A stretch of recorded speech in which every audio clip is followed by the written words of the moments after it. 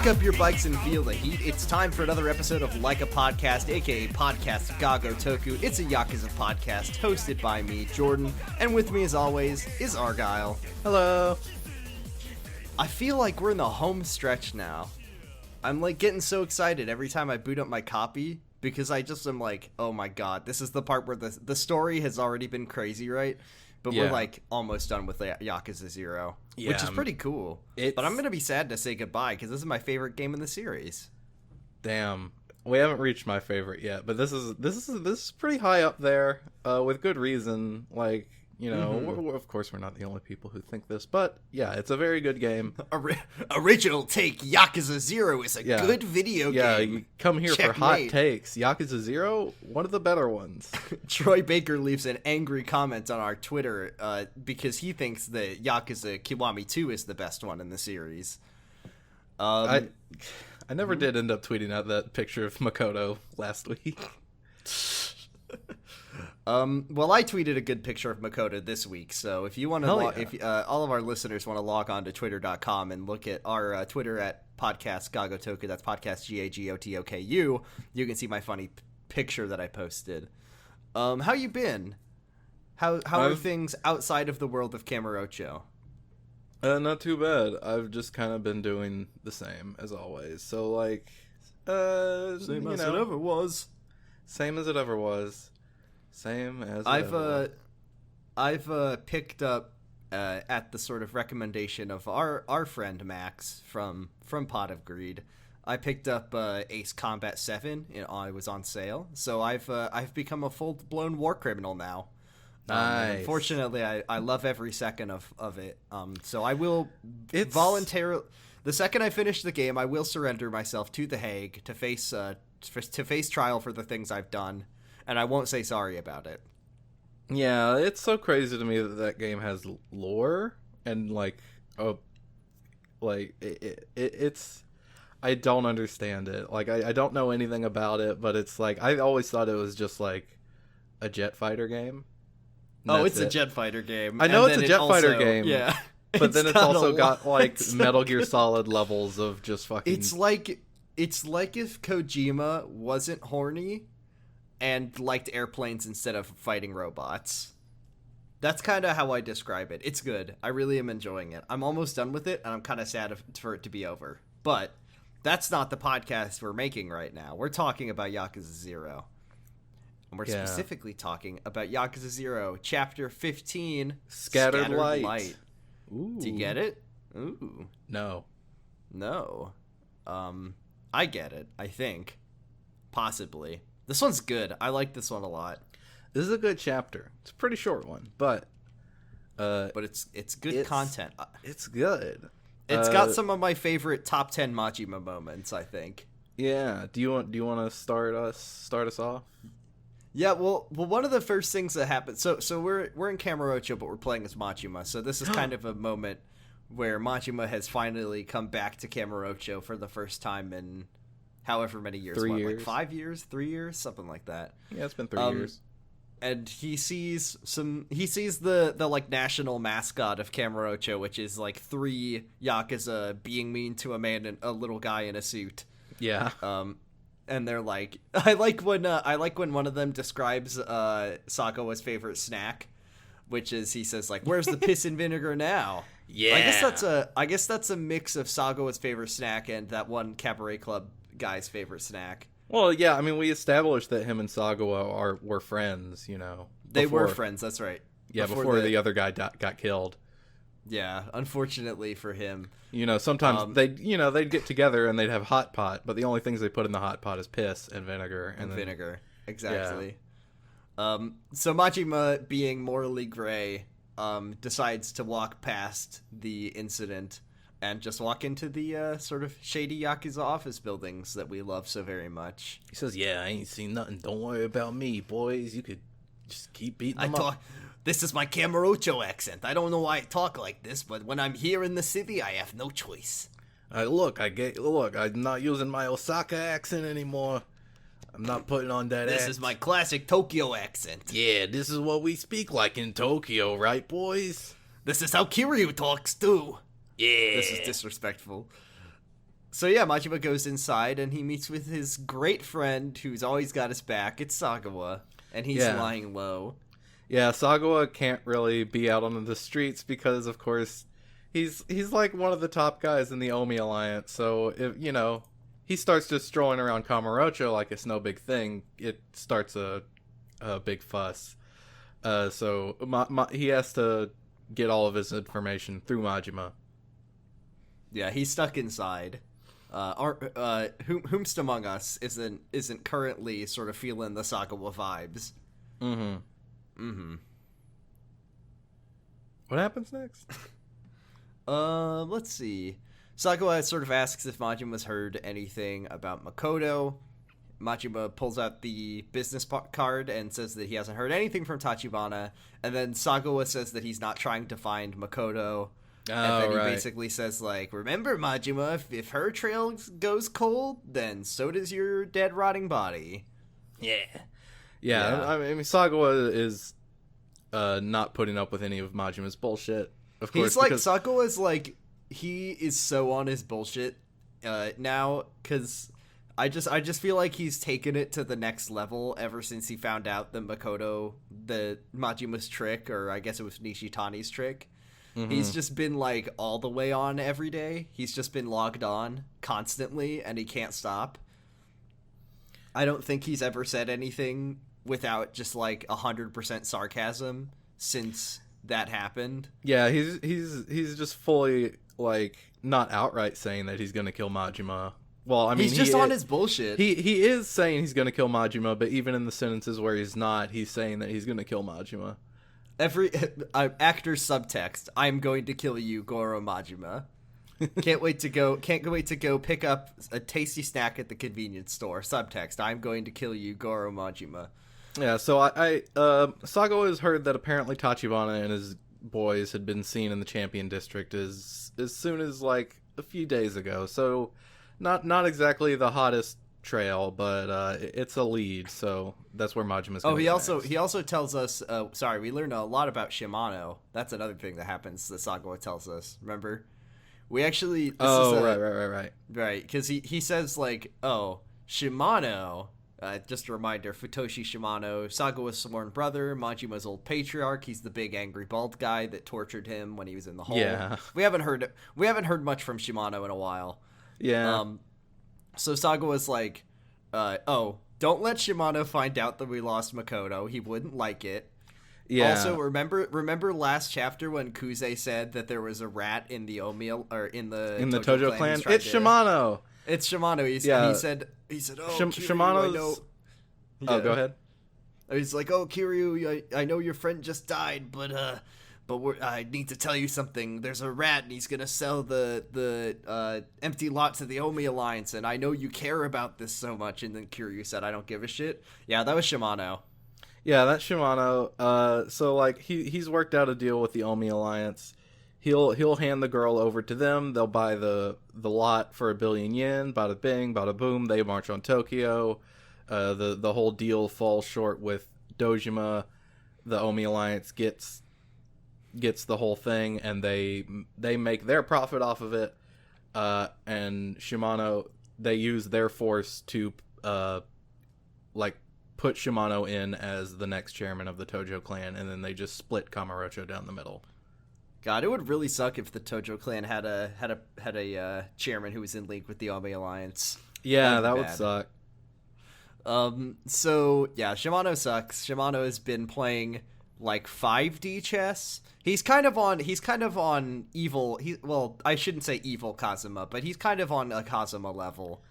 Well, I mean, as far as the game is concerned, yes, he's evil Kazuma. Mm-hmm. He's been kind of pulling strings from the back. And we also learned that it was Shimano himself that picked Majima to kill Makoto for his own mysterious reasons that literally Sagawa says, "I can't explain it to you because Shimano hasn't explained it to me. Just play the game and you'll find out." Yeah. Shimano's still got some trick card up his sleeve, like that somehow involved killing this girl, even though that would like not land them the empty lot. But Yeah. he's got it all planned out, and he knows what he's doing. So Majima, just have I some can faith. see the whole board. Yeah. So yeah, now we gotta go to the Champion District for basically. But first, we're gonna take Oh, a taxi boy. back to First- we're gonna take a taxi back to Sotenbori because this is like the only opportunity we're gonna get to really do anything. We're driving all the way back across like half of Japan to get to Osaka from Tokyo. Yeah, because it costs Majima like needs to- 10,000, 100,000 yen. It costs, not a small It chunk seems of money. affordable for a cab ride. It seems affordable for the distance at which you're traveling. Yeah, I mean, you got to pay the guy a lot of money. Is not So- a so, lot, not a lot for this game, but No. Here's the deal, everyone. At least for our old pal Majima, this is the second to last chapter where we will have side content, and we've pretty much exhausted all the funniest sub stories from him. mm-hmm. So for the rest of our last 2 weeks with Majima, we will not be covering any side content besides the Cabaret Club because we've basically done it all. There's Cabaret Club, like there's a lot of Majima side content, but it's all like Cabaret Club related, like dates and hostess stuff, and that's what like a lot of his sub stories are, and they're fun, but they're not really good podcasting material. They're fine. So we're not going to be covering any more side content for Majima, and then that'll leave us with one final sub story for Kiryu at the final episode in 2 weeks. So let's hop over to Club Sunshine. Yeah, back in Club Sunshine, we are now challenging the Club Venus district that is headed by Kanehara, the guy in the golden suit with the big pompadour. Yeah, he's pretty ridiculous looking. Once you get to 1,500 fans, same as always, you and Yoda are about to go and scope the place out. But before you talk to him about this, you see that he's hired a new assistant, this woman named Oishi, to do some of the office work in the back room and stuff. And she's asking hey, where do you keep all your financial records and employee information and all the Where are your tax returns, Majima? Yeah, where's all the important stuff, the important documents that you keep that are confidential and stuff? And he says, oh, they're right in that filing cabinet over there. Help yourself. Yeah, so he's hired this woman who came in just a couple days ago with her resume wanting to do this, and he hired her on the spot. So that's pretty great. And then when you tell him, oh, hey, let's go scope out Club Venus, you hear an evil laughter echoing through the building. And that's when Kanehara walks in and he says, ha ha ha, you've fallen right into my trap. Oishi, your act is over. And the woman walks out and she says, I got everything you needed, Kanehara. This is the saddest betrayal in the whole series. Our friend Oishi, I can't believe she betrayed us. Yeah, top 10 anime betrayals. This is a stab in the back. Yeah, number 2 will shock you. So Kanehara's yeah, you did a real good job. Me and you, we're gonna go to a love hotel and we're gonna have a great night out. What are they gonna do at the love hotel, though? I don't know. So they're gonna have we're gonna really get down to business, just me and you. We're gonna play 52 Clubhouse games, worldwide classics at the Love Hotel. Wow, he added an extra Clubhouse game in there. There used to only be 51. The last one is fucking. The last one is the piano, I think. We're gonna put our switches together and we're gonna make the big piano. Oishi. God, that'd be fun. Oh, it's gonna be so cool. I'm gonna just swipe my hand across it and do the big gonna thing. Do the biggest glissando ever. .mp4. Hell yeah. And then the top girl from Club Venus, Chika-chan, walks in, and then Yoda starts explaining Kanehara, he just uses women, with his good looks. He used to be a hostess, and now, Or he used to be a host, yeah. A host, yeah, that's what I meant to say. That's the word. He uses his good looks to take advantage of women, and when they're no longer of use to him, he just throws them away. And then, so he's a business owner. He's an employer. He's a manager. Yeah, but I guess I just don't see how Kanehara is doing anything differently from the way that people normally do things. Majima, you'll never get this. Get this. He exploits his labor for profit. Majima's like, what? Yeah, and then Kanehara's like, hey, Oishi, if you get some more information for me, I'll extend that stay at the hotel, eh? And then, yeah, you know what I'm talking about, yeah. And then he notices Yuki, and he's like, oh, I have to have you. You're some kind of #1 girl. Work with me. Work at my club. I can pay you 3 times as much as this seedy club with these seedy men and seedy girls, and you'll get to sleep with me too. And Yuki says, no, I'm fine. You're not really my type, and also I like it here. And he says, I don't like men who wear gold suits, and I don't like giant pompadours. Playing hard to get, huh? I always get what I want, so I'll be back. And then they leave. I'll see you when you get more fans and subscribers. Yeah, so then you get 3,000 fans. And yeah, they both come back, and Kanehara is just like, hey, Yuki, I'm back for you. Hey, you want to sleep with me? And she says, no, my answer still hasn't changed. Sorry. And he says, oh, well, if that's the case, then I'll have to really get nasty. And he walks off. And Yuki's kind of shaken, but, you know, she's being brave. She's putting on a brave face for all this. And that's basically that.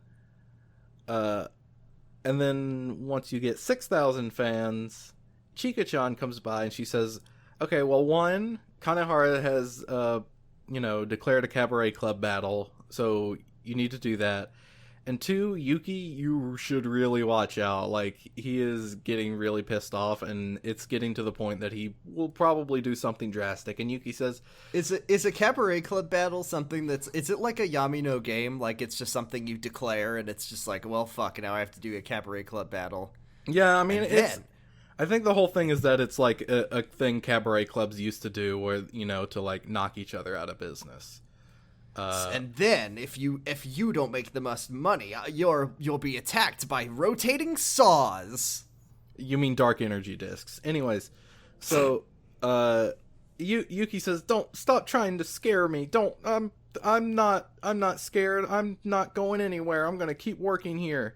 You can't make me leave." And Chika says, "Okay, well, I'm just trying to help you." And she walks out, and Yuki says, I don't know, maybe she was right, maybe she really was trying to help me. And everyone's like, well, don't worry, because if anybody comes for you, I'll protect you. Majima. The good news is our manager is an ex-Yakuza who wields a baseball bat and loves to hit people with it good. Yeah, don't worry. Don't worry, Majima will protect you, Yoda will protect you, Aichan will protect you, it'll be fine. Haven't you seen the fight scene on the Senate floor in the 3rd movie and Revenge of the Sith? It's very cool. Oh, okay. Ha ha ha ha ha ha. That Yoda. Ha ha ha ha he he he he. Wow, ha ha ha ha ha. Anyways, then we cut to Yuki, she's walking home, and 3 guys walk out of the alleyways and nab her. Yeah, nobody knows about this, but they find out that Yuki's gone, but they don't seem to know what's happened to her. But anyways, like, from now until the end of this, like, until you beat Club Venus, you no longer have Yuki in your roster. You can't use her. This sucks because she's good. Yeah, she's one of the platinum girls, so she's really good. But it's fine because you've probably got a bunch of gold and, like, if only I had, like, 3 other platinum girls. 4 other platinum girls. Mm-hmm. Mm-hmm. And I have the Obitarian. I have the Obitarian. Style. I have the party goddess. I have the unknown woman. I have the doll girl's mother. You have, I have all sorts of other the people. killer cannibal clown who ate all the evidence. Damn, yeah. You have I Ono Michiko. I don't have her yet. That's sad. That's not for later. That's a treat for us for another day. Yeah, that's a secret tool that we'll be able to use later. So then you have a cabaret club battle with Kanehara, and he does his evil laugh as usual, and he says, "Ooh, looks like you're missing one of your girls, Majima." And everybody, of course, immediately finds out that, yeah, of course, Kanehara kidnapped her because he wanted her. I wanted her. He knows that if Kanehara knows that if he loses this cabaret club battle, he will be shot dead forever. So he's pulling out all stop, because I was just thinking to myself, doesn't he know that, like, it's kidnapping more like is a criminal crime that makes you go to prison? But then I think ulterior motive, he just is trying to save his own skin, and he's also a pervert creep. I needed to have Yuki, and if I can't have her, then nobody can. I gotta pay for my daughter's college fund. Oh, damn. I forgot. Yuki wasn't going home from work. She was leaving to go get vinegar for Yoda. Oh my god. They need so much vinegar. He can never have enough. He can never have enough.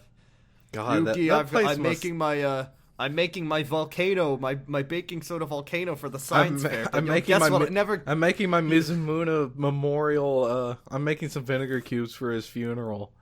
You'll never guess what I'm out of, though. And no, it isn't baking soda. Oh no. The Mizumuna memorial volcano. Oh, I said no. The vinegar cubes for his funeral. Well, you put the vinegar cubes into the baking soda solution, and then it erupts in a beautiful emotional display. Yeah, and it spells out his name. Wow, it's impressive. Wow, first place in the science fair. Wow, yeah, they're gonna hang that blue ribbon up right there on the front post that Yoda stands under. They're gonna hang it right on his coffin. Oh, on Mizumuna's coffin. Yeah, even better. He deserves it. Yeah, he does deserve it. He was so good at like middle school science. You know, he got straight A's in that class on his report card every semester. Every year. You don't understand, Majima. You were never very good at middle school biology or, even physical science. Majima was more of a gym boy. I wish I had a cabaret club manager who was good at science. Special move. What does he do to you? Okay, yeah. You do the battle. Kanehara's special move is he just kicks people out and also drains the HP of your girls. So we're getting to the point where they don't have any like unique effects left, so they just have to combine them. Which, really annoying effect, to say the least. Oh yeah, for sure. Real pain in the ass. But I wonder how Kanehara gets the guests out of your club. I think we established before. Oh wait, no, that was when it was like draining their skills in HP. Yeah, that was nerve they gas. They spray a poison gas in there. Do you think that he's kicking them out, or do you think he's enticing them? He lays a smelly egg. He plays a Nickelback song. No, he lays a big stinky egg, and then Kaneharu walks right into the cabaret club stage, squats down, and lays the stinkiest egg that you've ever seen. And then everybody says "Pu" and leaves. Ew. Gross. Smells like my baseball cleats. Yeah, that sounds about right. Yeah, just a very hip Kids Bop thrift shop reference for all of you out there who have listened. I love Kids Bop thrift shop is the bop of the summer of 2020. Oh, it's so good. I honestly think that no song out there more perfectly encapsulates the vibe of this particular summer than the Kids Bop cover of the song Thrift Shop by Macklemore. Or is it Thrift Store by Macklemore by Mac L Moore? Yeah. Yep. What was I talking about? Well, you were talking Cabaret about Club Kanehara's battle. big stinky egg, yeah. His big stinky egg. So you, in spite of his big stinky egg, you do defeat him in Cabaret Club combat. And he says, "No, this is I This is can't. I impossible." lost." And Chika-chan is like, "Don't worry. Maybe this is a good thing. You were always so consumed, by your hatred and like taking advantage of other people. Maybe you can start anew with this." And he says, "This is all your fault. No, you don't understand. They're gonna kill me with a gun. They're gonna shoot me in the brain. I can't lose. This isn't my fault. Majima, Kanehara. we're going outside. Let's fight. Let's fight." So you fight him. He's not that bad. Yeah. Oh, I would assume that he is the hardest boss in the game. No, he's actually pretty easy. You just whack the pompadour right off his head, spin it around. Yeah, you hit him with the baseball bat hard enough, and it just spins around in his head, and he goes. And now he has sort of a backwards-facing pompadour. Oh, that's a look. That's a look that I don't think anyone's ever tried before. A reverse pompadour going on the back, like a backwards baseball cap. Interesting. Now that's style. That's drip. Yeah, baby. That's the drip that doesn't come out of a big stinky cloaca. So you beat him in a fight, and he runs away, and he says, I'm gonna get killed now. I'm gonna get killed now. Oh, man. Beans. Tsukiyama's there, and he says, "Oh, good riddance. I was gonna have you killed or like eliminated sooner or later because I knew you were coming after me. Your ambitions were too big. So thanks, Majima.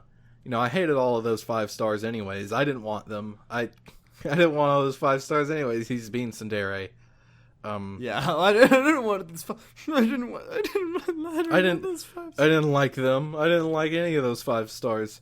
So thanks. Why did I kill them? My only friends. I'm laughing, actually. I'm laughing. This is I good love to it. me. I love it. This is so good. This is funny. It's good to see my, all of my allies and my empire being, systematically This is dismantled. all part of my... he's systematically dismantling his own empire. Also, he's like, I meant to do this. I meant for them to lose, and I meant to kill them with a gun. Yeah. This is good to me. You're playing right into my hands. So, I'm not owned, you are. Next up, I'm just going to kill you. I'm going to get rid of you, by myself. I didn't need any Here it comes. Yep. If only that was an option that he could have pursued this entire time. Anyways, bye.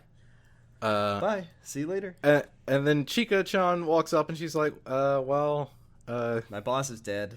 My boss is dead. Club Venus is closing down. Can I work at Club Sunshine? And Majima's like, yeah, hell yeah, that'd be great. And maybe you could actually, like, smile again. You should smile more, sweetie. Sweaty.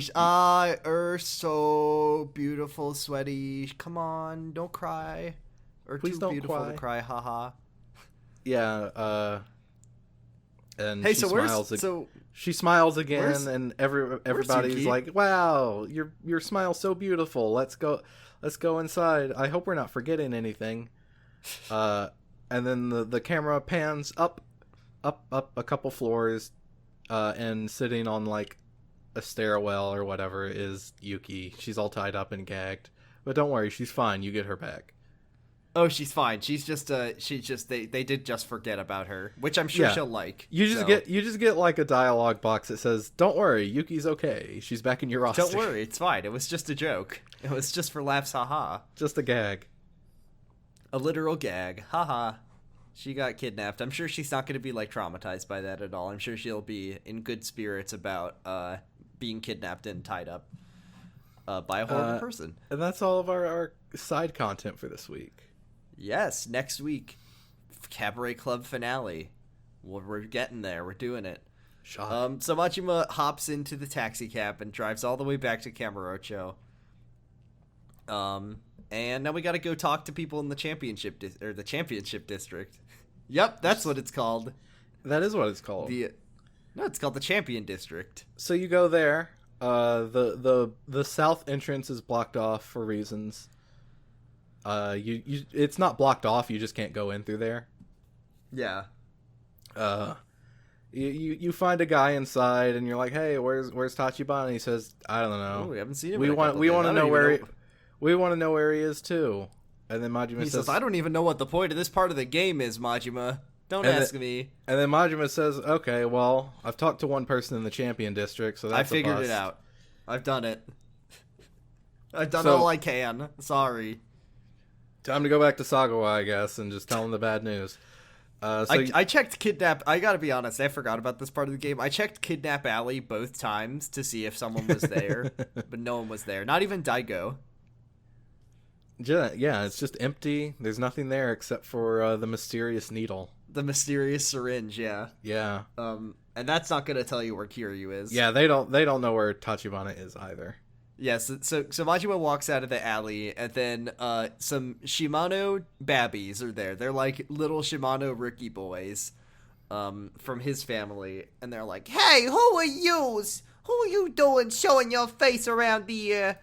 You're supposed to be dead, Majima, and then you come back strolling. I thought you were supposed to be insulting Bori, but you're back here, and you're strutting around like it ain't no thing. Yeah, I like when Majima says, "I can't believe I'm getting lip from you bootlickers." So yeah, I agree. And Majima say "ACAB, coward." They don't like when he says that.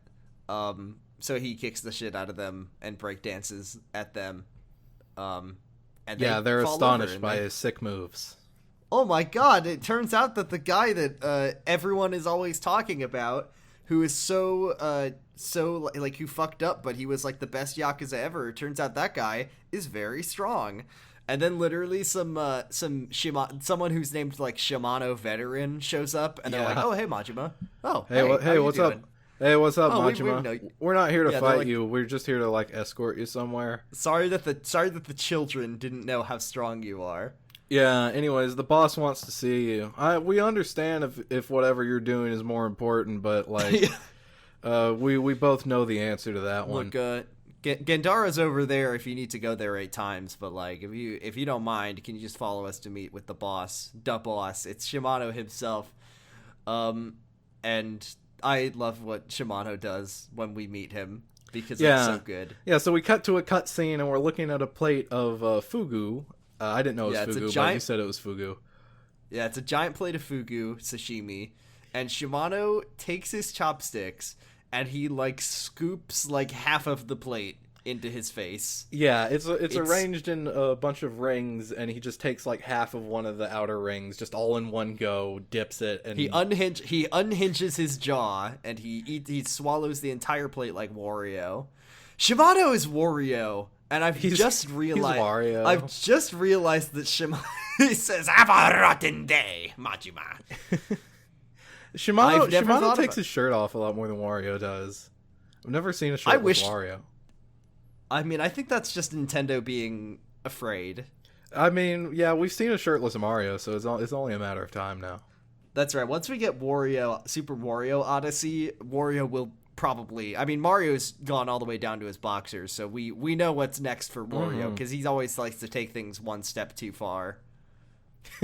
That's kind of... I feel like Wario is kind of like the Mario bro who would be like... Who's the one who's like, "I like to offend people, are you offended?" That's kind of what I've always thought Wario's vibe was. That's like Wario and Waluigi's whole deal. They're like shitty... Like, they think they're comedians on, like, YouTube, and their whole joke is that they like to offend people and go out in public and be like, and say racism words, and then people... Oh, they're like Steven Crowder, and just like... Yeah, he's always talking about, like, "Oh, is garlic a ravioli? Change my mind." It's like, fuck you, Wario, shut up. You're not funny, Wario. Anyway, we're not talking about Wario, we're talking about Yakuza Wario. We're talking about Shimano, who's just like a... who is just Wario. Big time party animal, loves to eat, loves life. Let's see. Food. He loves to eat. He loves money. He loves micro games. Yeah, we know this about Shimano. He loves micro games. He's got a big nose, iconic nose, and his brother, zigzag mustache. His sworn brother is kind of a sleazy, skinny guy. Yeah, and he's also enemies with like a more honorable man who's also an honorable guy with a mustache. Yeah, an honorable guy with a mustache who shares some of his qualities, but is like just a more honorable man all around. Just a more honorable version. Man, I think we've really, we've come cracked on to something. We've cracked the code here. All right, I want that fan art of Kazuma Mario and Shimano Wario on my desk by 5 o'clock. Get it done. Let's see it. Yeah, so Shimano has just finished eating an entire plate of fugu like a little weirdo boy. He says, "Hey, Majima, you're not gonna eat any? Oh, more for me. Yeah, well, more for me." And unfortunately, it's just like that classic Simpsons episode. It was improperly prepared, and now Shimano, unfortunately, he will pass away within the next 24 hours. I think his powerful stomach juices could probably just digest it. That's like Kiryu takes the whole fugu fish and he catches it in the minigame and he just eats it whole and he's fine. Yeah. It just knocks him down. If you drink enough stamina, you can undo the effects of the venom. Yeah, so Shimano sits Majima down and explains that all is going according to Keikaku, and I just really wish I knew what that meant. I don't know what it means either. This game doesn't have editor's notes, so it doesn't have translation. Yeah, translators notes. I gotta say, when Shimano said Keikaku, I did go, ugh! It said Keikaku. It means plan. So then Shimano explains that he has seen the entire chessboard in 5 dimensions. Do you want to explain Shimano's trick, his big grand plan? Yeah, so also Sagawa walks in. He's here been too. Invited as well. And Shimano Sagawaluigi. Sagawa! Yeah, so don't worry, Sagawa. I knew exactly what was going on, because the thing is, I hired Majima to kill Makoto because I knew he wouldn't be able to kill Makoto. Because he wouldn't be able to, yeah. That would make her trust him, because who would she trust more than someone who was sent to kill her but then couldn't do it? So she fell in love with him. So then after she falls in love with him for not killing her. I'm writing down my notes. I've got this. Because he didn't kill her, which I did on purpose. Because Majima's soft boy. Because we know Majima's a soft boy. Yeah, we know Majima can't. We know that Majima would never kill approximately 15 people. We know he couldn't do this. We know that that it was for no other reason than his own gentle soul that he backed out of the shootings all those years ago. We know this for a fact. We know that he didn't do the hit. Because he's a nice boy who doesn't kill people, that's why.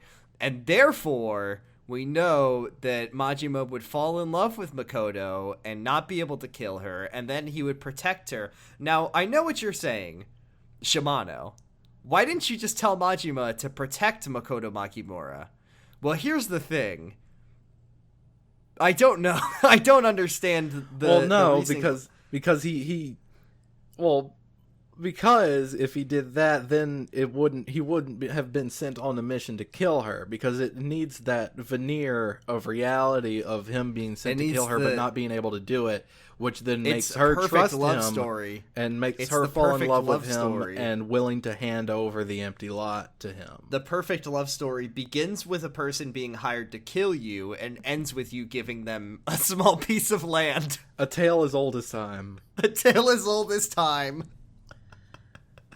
So Shimano has seen the entire chessboard, and he's got big ideas, and he's got big plans, and don't let his fugu gobbling exterior fool you. This man, he's got the Big Brain Academy. He went to Big Brain Academy. And it's also useful because Majima was able to flush out some of the other people who were trying to get their hands on the empty lot, aka Masaru Sarah, who, by the way, is not dead and has been seen in Kamurocho. I love that reveal. He's just like, oh, by the way, Masaru Sarah is fine.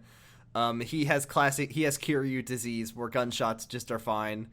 Don't worry about it. So Masaru Sarah's doing fine. And also he flushed out Kiryu's shitty little Kiryu and Kazuma's stupid boys who I hate. That's what he says, and he wants you to get rid of them too, because all of them are in the way of him being in charge of the Tojo clan. Yeah, I don't want Dojima to be chairman either, because he's fucking stupid, but also I want to be chairman because I'm fucking stupid. And this is my favorite shit is that they've just explained, like, yeah. Even as powerful as I am within the Tojo clan, I report to them directly. I can't put my guns at them directly, so that's why I had to get you, Majima, someone who's not on the books anymore, to do it. So they've just explained, and then what's great is that Sagawa and Shimano are like, so now guess what? You don't need to kill Makoto. You just need to get her to come back, and then you can get the land from her, and then you can just be. It'll be good. I'll give her to her. I'll give her to you. Yeah, you man. can date. You can give her a kiss if you want, and then they're like, "Isn't this great?" And Majima is making "They played me like a damn fiddle" face. He's so upset. I love it. He's dead inside. He's so upset. They hired him to kill Makoto specifically because they knew he wouldn't do it. Which, his greatest failure was that he couldn't participate in the killings that he was told to do. So once again, this is 2 strikes for Majima. And he got his eye gouged out, and he's just having a shit time. I think today is one of the worst days of Majima's year, at least. Oh, yeah. He's a broken man at this point. Well, not completely. We'll see how broken he gets later on in this game. So then he tells Majima that Sagawa and Shimano say that Nishikiyama, some guy named Nishikiyama, will definitely know where Kiryu is. So go find him. Yeah. Pretty easy, huh? This is a great day to be Majima. Yeah. And so he's like so sad Charlie Brown walking. Yeah, he's walking through Kamurocho. He's got one miniature storm cloud that's hovering over only him, raining on him. And he's just like kind of moping, like, just he literally says like, I've been their fucking clown this whole time, which like it is actually like pretty. Yeah, I feel bad for him. It's sad. And the thing about this scene is that it makes me very sad, but also the way it's framed is really, really funny. So it's complicated and challenging material. So Majima like bumps into. Basically, remember the guy all the way back from the beginning of the game who bumps into Kiryu, and then they see that he's got blood on his face, and they say, "Oh, better back off." Yeah. It's that scene again. I actually was convinced that they were the same characters. No, they're not. These guys would are different. It would be so funny if it was the same people. Yeah. But Majima like bumps into this guy. He's like, "I just lost at pachinko. Can't believe it." And he bumps into him, and he's like, and then the 2 boys who are with him are like, "Oh, back off! He's Yakuza. Look, he's got a scary eye patch." And then he's like, "What? Look at him! He's just a dentist. Look at that dangerous edge, like the edge of a knife." And so the guy just like walks up to Majima and punches him right in the face and knocks him to the ground. And then he's just like, "You're not even gonna apologize for bumping into me?" And then Majima, dead inside. Yeah, he's just like, "Whatever, do whatever you want." And so then it's just shot so comedically, but it's so depressing that Majima is a man who's completely given up on life. Yeah. So he just lets these people kick the shit out of him.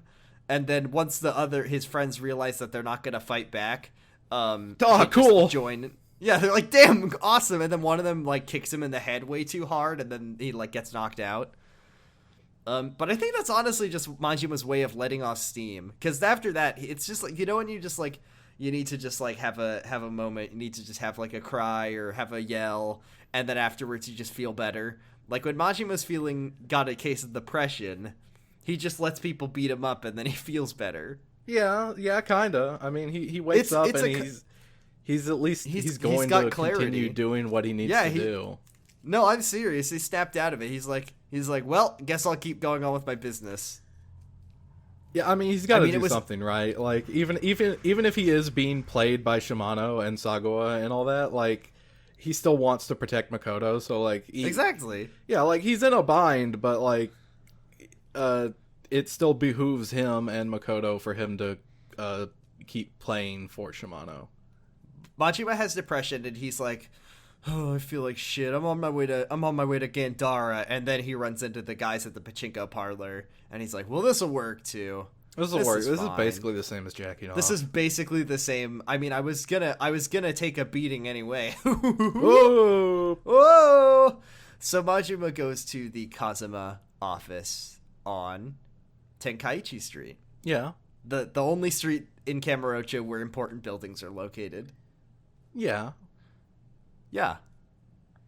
You go there and you walk inside, and all the guys inside are like, "Hey, wait a second. Who the fuck are you? Are you Majima? What? It's the same scene. Yeah. You're like a legend, man. You got killed and Can I get your autograph? You got put in the hole and tortured by Shimano for like a year. Anyways, we're gonna beat the shit out of you because you shouldn't be here. What are you doing?" And then Kashiwagi is just like, he's like, "No, you're a level 1 crook, and this guy's a level 55 mob boss, and this is how Yakuza works." Yeah. So he says he's out of their league and don't even bother because he's on New Game Plus, and you're not even on Chapter 2. You've barely invested in yourself. So Majima doesn't know Kashiwagi, but Kashiwagi knows Majima, and he's just like, "I need to find Nishikiyama. I'm not going to tell you why. I also don't know him, but I need to meet him." And then Kashiwagi is just like, "That doesn't sound like a good idea." I'm not gonna do that. Anyways, let's take this outside. He says, "Let's take this outside." I don't want to get your blood all over sacred ground in this shitty he says office building. Or that Kazuma family office is sacred ground, and then Majima says, "Oh, you don't want to get blood on some dusty office supplies?" Yeah, it's just an office. He's like, "But I've created my memorial volcano to Mizumuna here." Oh, Kashiwagi's friends with him too. Wow. Oh, that guy got around. Yeah, so then he says, "We'll take it outside, down the street, to take a right turn and then go all the way down to Nakamichi Street, then go down a little more, up some stairs and onto the roof of this building, and then we'll have a fight." He literally is like, "I know a place," and then goes to somewhere like halfway across the city. And then he says something. I never scoped where this place is. What it is? It's that like brick building that if you remember in Yakuza 4, it's where that the like Yakuza reforming good boy zone is. Oh yeah, like in Nakamichi Alley. Holy smokes! Yeah, it's in Nakamichi. It's like all the way over there. It's that brick building that shows up every once in a while. So he takes you to the top of that, and he's like, this is where Kashiwagi gets a little bit twisted, because like we are always led to believe that the Kazuma family are kind of some good boys. It's like good boy squad, and then Kashiwagi's like, "Yeah, this building is it's great. It's the cleaning staff, they're so nice. They'll walk right up to you and hide a body for you if you need it. Yeah, they're pretty good. They're pretty great." Yeah, so Kashiwagi. I've always heard tales about how strong you are. I wanted to test that out myself. So I love this. I love this so much. You get a boss fight with Kashiwagi. Kashiwagi is not specifically beating you up to protect Nishiki and Kiryu. He's fighting Majima because he wants to see if he's having a go at him. Yeah. He's just having a good one. He's just trying to prove that he's good at fighting. He's good at fighting though. Like, I'll say that. He's good at fighting. This is a fun this is a fun fight, and like if you've played the other Yakuza games, like this is he is not a boss fight in any of the other ones. So this is like I guess it's cool to get to fight Kashiwagi. Long awaited, but yeah, it's kind of cool to get to battle one of the old guard, I suppose. You boot up. It's 2005. You boot up the copy of Yakuza 1, the original Yakuza. You meet Kashiwagi, and the players back then, they were like, I can't wait until they let me beat the shit out of this guy. Yeah, yeah. I mean, he's just a recurring character, so it's like, well, yeah, yeah, it's true. Always, every character that I meet before. That's why, like, when I played Ace Attorney, I said, God, I wish I could have a boss fight against Dick Gumshoe.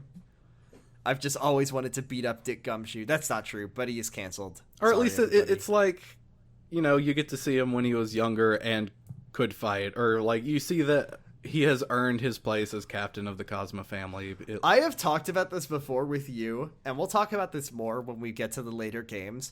Somehow, Kashiwagi in 1988, in my opinion, I think it's just his hair. He looks a lot older. It's the hair, because he has long hair in the other games. He has like long Nishikiyama hair in the and he doesn't age. Like, he doesn't get visibly older. He just gets shorter hair in this one. So he He kind of looks more youthful in 2005 than he does in 1988, but that's besides the point. Yeah, it's a cool boss fight. He's a blue health bar boy, so he's got to take out a bunch of health. He's got a quick time event where he'll like flash step towards you and then punch you really hard, and if you fail it, he'll just fucking punch you all the way across the roof. It's pretty cool, but yeah, Kashiwagi's a badass. Yeah, he's pretty cool, and we never find out how he got that scar. Is another thing. we know. Yeah, we never find out how he got that scar. Maybe like Kazuma to know. Gave it to him. I would like to know how he got gave that it scar. to him, like as a prank, or like he said, Kashiwagi, you're pretty generic looking, but if I give you this scar, it will turn you into a beloved character in the series. And yeah, Kazuma was was doing his character creation for Kashiwagi, and he said, he looks fine, but he's kind of a generic, just mob boss looking sort of guy. What if I gave him just a big scar across the front of his face? Like Kazuma has the character creation mindset of me when I was like 13, and I was like, well, he's not cool if he doesn't have a cool, badass, epic scar across his right eye, and that's the coolest thing that you can have. And that's kind of how Kazuma designs his characters. Yeah, that's how he designs his captains. He's sugar, spice, everything nice, chemical X, and scar juice. Yeah. Yep. So we beat up Kashiwagi. And then Majima inexplicably has his iconic knife. The demon fire dagger. Yeah, that you can get as a pre-order bonus. And he's about to go sicko mode on Kashiwagi for show. I don't think he's actually going to do it, but one of the like baby boys shows up, like one of the rookies. Please don't cut him up with that big knife. Please don't cut on my Oyabun. Leave him alone. Please, don't do that. Majima says he'll join the eye patch crew if you don't tell me where Nishiki is. And the guy just immediately is like, go to Sarana. He's at Sarana. It's right here. It's on Tenkaichi Street. Just go there. He's there all the time. Everybody knows your name. And then he's like, well, thank you. See ya. Bye. And if I don't see him there, I'm going to be back with my big knife. I'm going to cut his eye out, and I'm going to pop it in my eye, and I'll have his Kekkei Genkai. See you. Bye. So Majima goes to Sarana.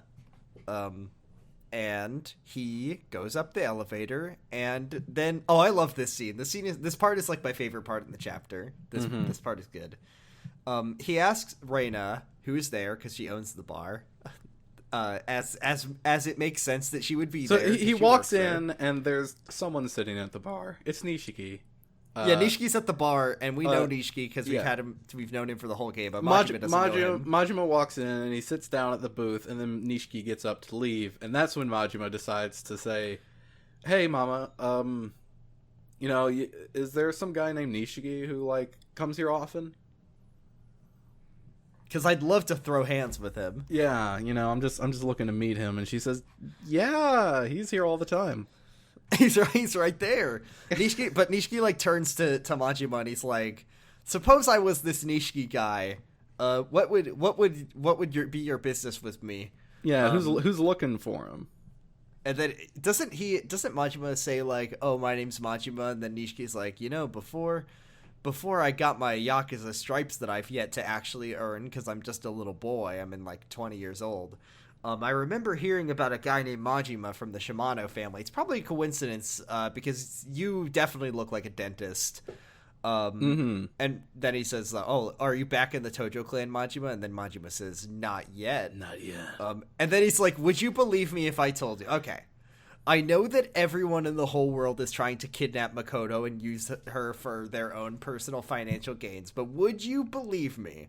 And this is really funny. Would you believe me if I said, I promise you, fingers crossed, I triple dog dare promise you that I'm actually trying to protect Makoto and not trying to steal her land? And then Nishiki pulls out his I believe you gun. Yeah.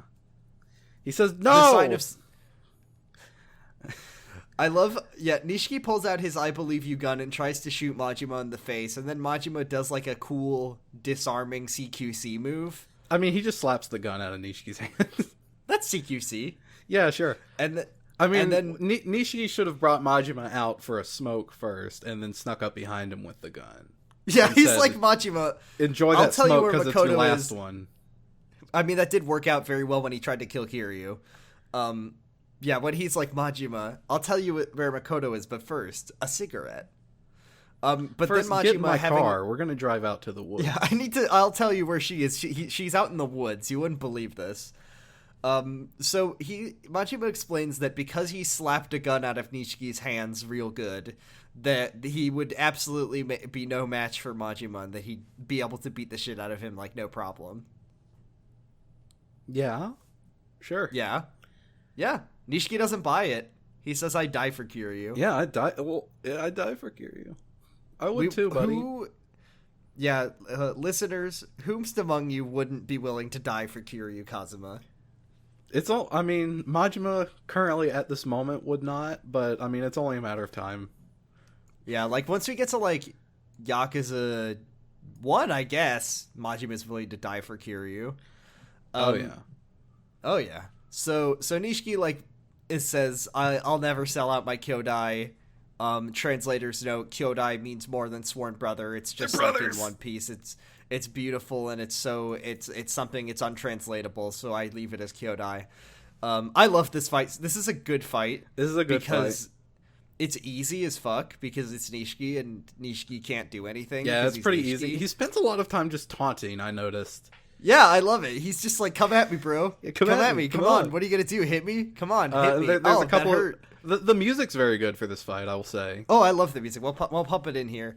But this is so good because it has like two of the best QTEs. quick time events. Yeah. One of them I like to fail on purpose.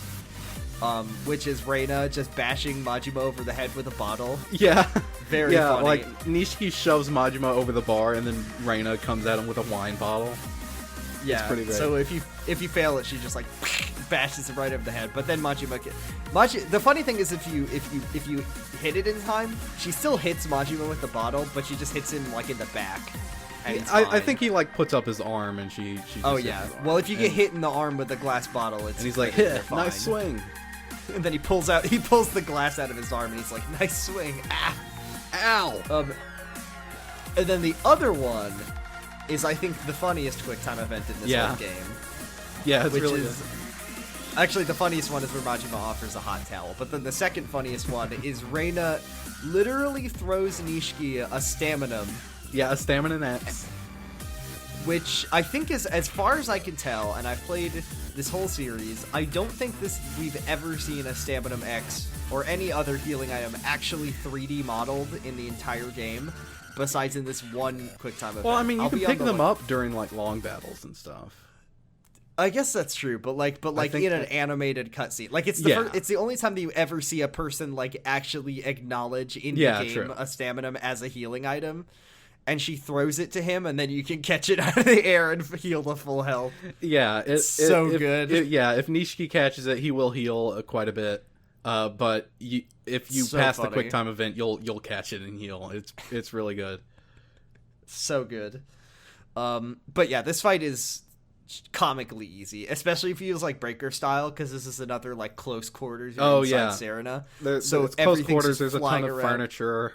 Yeah, you can just obliterate him. You can. I did this fight. I almost did it without getting hit once because I was just breaker styling, and Nishiki's just sitting there, just like, I like it. I actually like it, Majima. Come at me, bro. It's good come on. I'm charging. He's like charging his heat with taunts very slowly, and if you let him charge it all the way, he'll unleash one very good heat move, and then he'll just die on the spot. Yeah, it turns out Nishiki has a long way to go without Kiryu.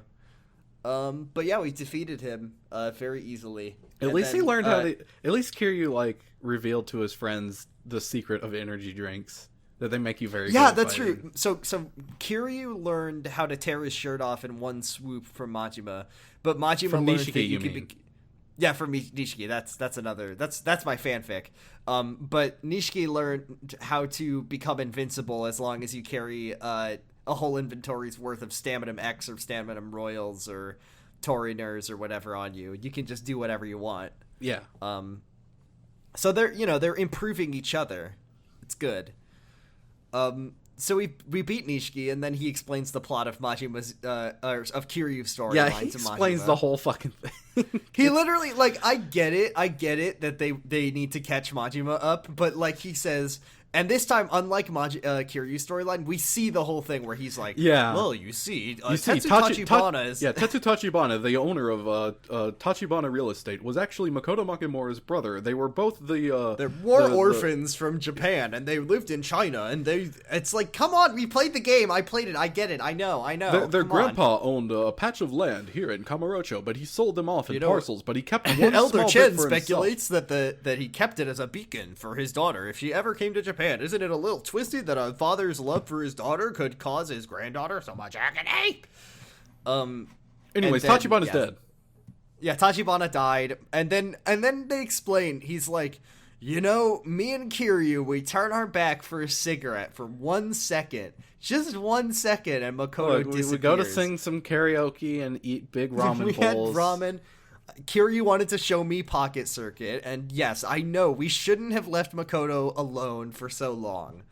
But when we came back, we brought her to the homeless park, and we brought her to Bearded Homeless Man, and we said, please watch over her and don't let her go anywhere. We took her to Sega High-Tech Land, and she said she would hang out with Daigo Dojima.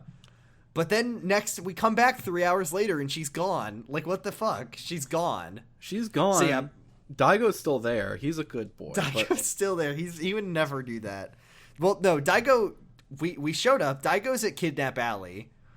And then Makoto is gone, but she's not been kidnapped. She left a reverse ransom note that says, I'm fine. So yeah, we now are tasked with finding Makoto in the entire map. Well, I mean... If only there was one place. If only there was a plot-significant place that was associated with Makoto Makimura and Kamurocho. If only there was a character... By the way, in this chapter, for some reason, Shimano was like, have you checked out the empty lot? It's important. Just go and check it out. So yeah, she's at the empty lot. If you're me playing... when you played this game the first time, how did you get on finding Makoto? Did you figure she was here, or did you... I don't even remember at this point. Because, I remember very clearly just, wandering around for a very long time. I checked, I did check Kidnap Alley, and I went to, the theater district, and I went to West Park, and then I was like, well, she's not at West Park, and she's not at the theater district. And then, 20 minutes later, I was like, oh, she's at the empty lot, isn't she? And I don't know. I'm very stupid, so it's pretty likely that I just looked it up. Yeah.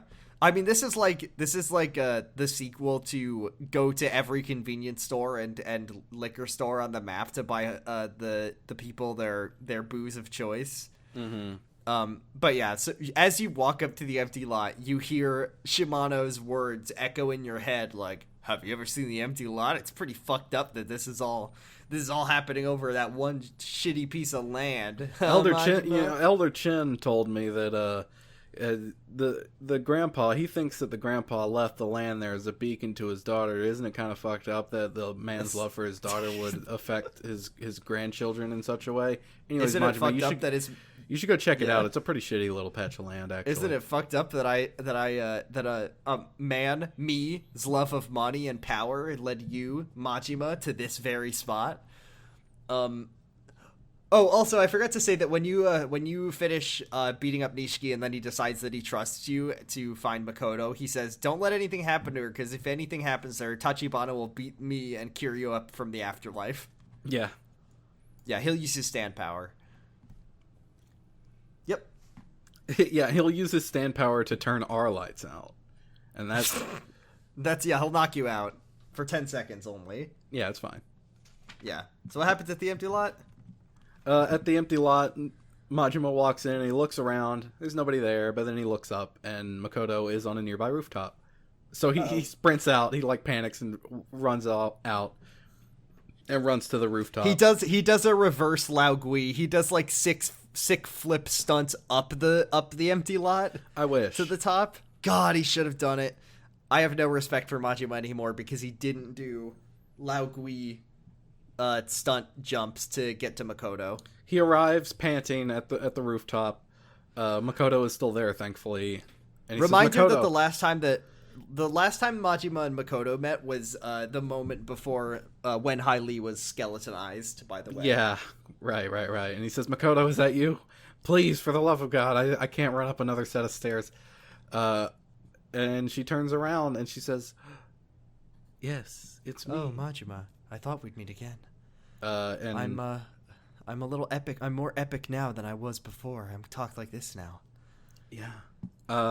She's like undergoing epic metamorphosis. It started with her cool trench coat costume change that she got from Masaru Sera and her stabbing sword cane. Oda. Yeah. Yeah, she stabbed Oda. Now she's gone through horrible loss.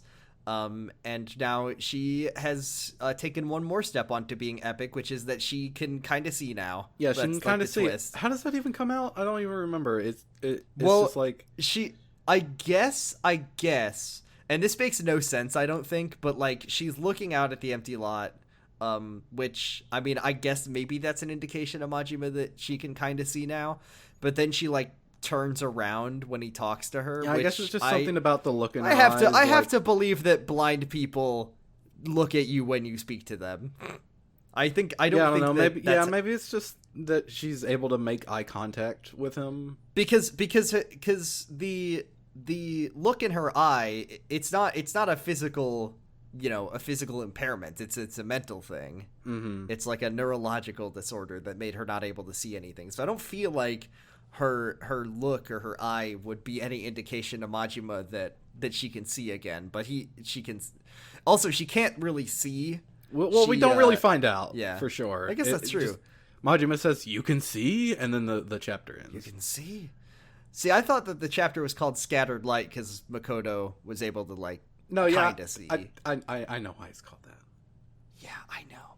But the chapter, I think the chapter has a stupid name, seeing as how we don't, and I don't care about this. It's not a meaningful spoiler that Makoto's vision is not 100% back, but it's kind of back. That's fine, because I think it's stupid that this chapter is called Scattered Light when we don't find out that the things that Makoto can see is like blurry lights. Yeah. So as far as we know, she can see fully again. Yeah, that's the game wants you to think that she can fully see, but then next chapter we'll find out that she can't fully see. She can just kind of see. And I don't feel bad spoiling that because it doesn't matter that much. Anyways, that's the chapter. Good chapter. It's a good one. I liked it a lot. It's a good chapter. Yeah, I mean, we get like a real blow to the gut with like Majima finding out that he's just been playing into Shimano's hand the entire time. I mean, Shimano really did get him though, huh? Yeah, he got him pretty good. He really kind of got him. Owned. You got owned, chump. I planned this all from the start. I also like to imagine that Shimano had some other contingency plan for if Majima, like he did intend for Majima to kill Makoto, but then he realized how it actually works out really well for him in the case that he does kill Makoto, or he doesn't kill Makoto, and then he just said, wow, if I make Majima think that I meant for him to do this, it would really break his spirit and make it a lot easier for me to tell him what to do, huh? Yeah, that's kind of Shimano's whole thing in like towards the end of this game, is just like completely breaking Majima over his knee. What if I make Majima feel really bad? Yeah, I like this one a lot, and we're so close. We're so close to finishing Majima's story. This is when we get to play as Majima, but like this is almost it. We just got a little more to go. Anyways, let's do some questions. We got questions? We got one question. If you have a question, you can put it on our Twitter. I make a post every week at twitter.com/podcastgagotoku. That's podcast GAGOTOKU. And you can, I make a question post every week, and you can leave your comment. Your question is a comment below. Here's our one question for the week. It's from friend of the show, Mike_Dawson. It's from Dan, and it says, what do Kiryu and Majima eat for breakfast? Okay. J.K. Rowling knows what Snape eats for breakfast. Yeah, that's but exactly. Do we know that's immediately what? Do my we mind know what jumped to. Kiryu and Majima eat for breakfast? We know that Kiryu. We've seen the inside of Kiryu's apartment, and Kiryu is 20 years old, and he eats like shit. Yeah, he just eats like cup noodles all the time for every meal. For breakfast, lunch, and din-din. Yeah. Honestly, I mean, for breakfast, probably just like a Tariner or like a Stamina X. Like that's all. Oh yeah, all he's he just does. One of those. He's just an energy drink in the morning kind of guy. Yeah, that's what he does. I think Majima, for the maybe sake like of just a cup of health, coffee. A cup of coffee. Maybe some toast. Yeah, I think Majima is one of those breakfast is the most important meal of the day kind of guy. Like especially when he's in like Cabaret Club mode when he's running the Cabaret Grand. Oh, like yeah. if he doesn't eat breakfast, he doesn't start his day off bastard. right. Like he is not gonna have a good day. But I feel like maybe he's one of those like go to Smile Burger and grab like an egg smile sandwich or something kind of guys. Egg smile sandwich, black coffee. Yeah. Or he goes to get a pizza law. He goes to Smile Burger. He orders his pizza law pizza and his coffee every day, and he eats the whole thing, and then he goes to work. I feel like after Yakuza 0, Majima's breakfast habits probably changed significantly. I don't know if Kiryu's do though. No, Kiryu eats like shit his entire life. Well, he eventually learns to cook, but that's only once he has children and he doesn't have a choice. But he's not even good at it. Yeah, Kiryu, I mean, like Kiryu is like the Kiryu doesn't learn how to slice an onion until he's like 40 years old. He's like 40 years old, yeah. Kiryu is like that special breed of man who knows how to cook exactly one thing, and that's like he says it's his specialty, but it's not really his specialty. It's his only thing that he can. It's not that good. The only thing he knows how to cook. Yeah, he makes like a moderate curry, like a passable curry, and he'll serve it to everyone he meets who ever comes over to his house, and you have to tell him that you like it because he's very sensitive about it, you know. But for breakfast, he'll just eat like either nothing or just trash, just garbage. An energy drink. Again, energy drink. He pours a Torrenter over his Cheerios every morning. Oh, that sounds foul. Ugh. Yeah. So that's that. Let's all pity Kiryu for his horrible dietary habits. He's probably not going to live much older than 50 to 60 years old. And that's not a Yakuza spoiler. I'm just telling you that he doesn't take care of himself. He's going to have a heart attack.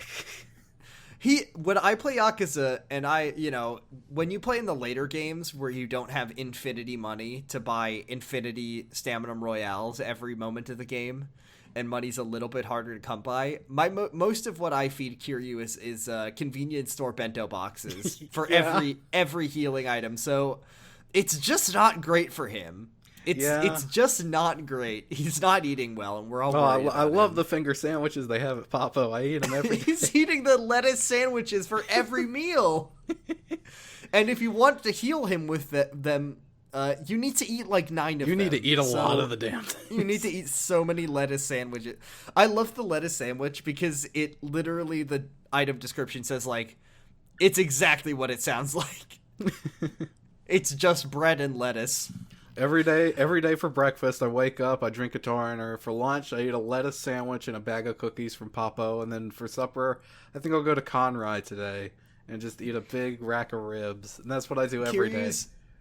Kiryu's he like posts on like Reddit, like the one time that he had to cook something, and he made like a bag of spaghetti and he put it in like a pot of macaroni and cheese, and he's like, I'm making do. I'm ingenuitive. I did it. I cooked. Bon appetit. And it's just like the most horrible thing you've ever seen. Oh, I didn't have spaghetti sauce, so I substituted in some ketchup. Yeah. Ketchup is made of tomatoes, and so is marinara sauce, so I figured it was basically the same thing. Basically the same thing, and yeah, for a little bit of extra kick, I like to put 1 bottle of Pitzman's, and then I put 1 bottle of Torrenter Maximum, and you just get the mustard, you get the ketchup, and you get that carbonated. That's good shit. Bon appetit, Nishiki. Bon appetit. Nishiki, look at this really wet meal that I made, and Nishiki probably doesn't know how to cook either, but he at least no. He eats at fancy restaurants, so he at least knows what good he dines food is. out. He's a foodie, and I hate to say that word, but that's what Nishiki describes himself. Oh, he's eating the golden chicken wings. He's oh God, he gets posting on Instagram. God, I hate that. Okay, I think that's enough. I think that's enough food discourse for now. We can't talk about food on this podcast. It's simply illegal. Mm-hmm. That being said, we'll get to what the rest of the protagonists of this series eat for breakfast when we get to the games that they're in. I will say that when Nishiki goes to Starbucks, he's the guy who gets like 300 extra shots, pumps. Hell yeah. And then the ice, and then he gets like, oh, make sure you put 3 sugar, and his whole receipt is like one giant, like 1 foot long order, and everyone who works there just despises him whenever he comes in. That's niche. He's there like 4 times a week though. Yeah, there's one cashier who has his order memorized. Oh boy, that's it for today, I think. Yeah. Thank you all very much for listening. About that one question? Good question, Dan. Thank you for the question. It was a really good question, and I like to think about just Kiryu's awful diet habits. If Kiryu ever went to America... In all fairness, his awful diet is our fault. Because we're controlling... That's really true, though. We make him do this. I mean, the options for Kiryu's diet are, you can make him get takeout at Smile Burger and eat 3 Smile meals, extra fries, and a chocolate shake, or you can make him eat every single meal at the most high-end steakhouse at Kamurocho, and there is no middle ground. Yeah. That's the only options you have. If I got the bottomless stomach upgrade, and I need to get the completion points for going to all the restaurants. If you made Kiryu go to America, he would discover Arby's, and he'd think it was the height of cuisine. Be like, oh my god, they make fries curly. This is an innovation. You won't believe it. They have the meats. I've got the meat shits, Kiryu. Yeah, Kiryu has yet to unlock the perk that lets you eat an entire plate of fugu fish in one bite. Okay, we gotta end this nonsense. I can't talk about food anymore. I'm hungry. I'm hungry for Smile Burger. Thank you all very, very much for listening to this episode of Like a Podcast. You can find all of our episodes at yakuzapod.com. Tell your friends, recommend us to anyone who likes Yakuza. Oh, and leave us a review on iTunes. I always forget to tell people to do that. And you know what else I always forget to tell people about? Is that we have a Discord, and it's the links in every episode description. Mm-hmm. You can join our Discord, get our Yakuza emojis, talk to us about Yakuza, talk to us about other things that aren't Yakuza, like Judgment. Yeah. Or the Fist of the North Star spin-off game. Yeah. You can find me on Twitter at twitter.com/BradipusRex. You can find Argyle at Twitter at twitter.com/Argyle_funk. And if you need other podcasts, here's 2 of them for you. You can listen to my other podcast on Jurgenit. It's on Noisepace, and it's called Jurgenit. And the reason I mentioned Noisepace is because, congratulations, new Noisepace member, Pot of Greed. Yay! You did it. Pot of Greed got officially added onto Noisepace about a week ago. So you can go to... Mm-hmm. We're very happy to join them. You can go to noisepace.xyz to find all the wonderful shows there. Personally, I would recommend my Podcabbages. It's about Avatar The Last Airbender. It's hosted by Summer and Noah. It's very good. It's very funny. We're not on Noisepace right now, so we don't shout out the Noisepace podcast unless we really want to. Because I'm salty about it. I'm not actually mad. Because I'm already on there on a different podcast. Mm-hmm. But me too. Yeah. This podcast is a disaster today. What are we doing? We're talking about energy drinks and ketchup all day. Dude, I could talk about that for hours. It's only because you stopped me that I'm not still doing it. We need to do one episode where we just let it all out, and it's just called like the Kamurocho food tour, where we just discuss. This is a good idea. Yeah, we do like Anthony Bourdain, but just for Kamurocho and Sodbori. I'm putting this idea in my back pocket for another episode. Don't count on it. I don't know if we could turn this into a funny episode, but I'm just thinking about it, and it's a good idea. Anyways, thanks everyone for listening, and as always, Kiwami.